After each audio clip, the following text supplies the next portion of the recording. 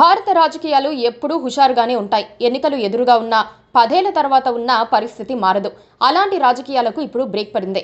అందరూ భారత్ మాతాకి జై అనే నినాదమే చేస్తున్నారు. దేశంలో రాజకీయాల పరంగా ఎన్ని విభేదాలున్నా దేశానికి సంబంధించి మాత్రం అందరూ ఒకటయ్యారు. ఎవరైనా ఒకరిద్దరు పాకిస్తాన్ దాడులకు వ్యతిరేకంగా మాట్లాడినా ప్రజలు వారిని పట్టించుకోవడం మానేశారు. పహల్గాంలో జరిగిన దాడి చిన్నది కాదు.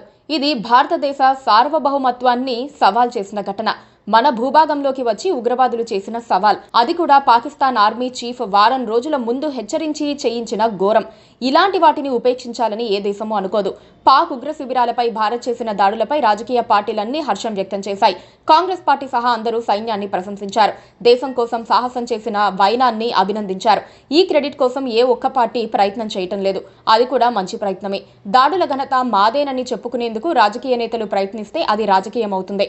అందరూ ఈ విషయంలో దేశం ఫస్ట్ అనే రాజకీయం చేస్తున్నారు. ప్రభుత్వం అఖిలపక్షాన్ని పిలిచి అందరికీ ఏం జరిగిందో చెప్పింది కూడా.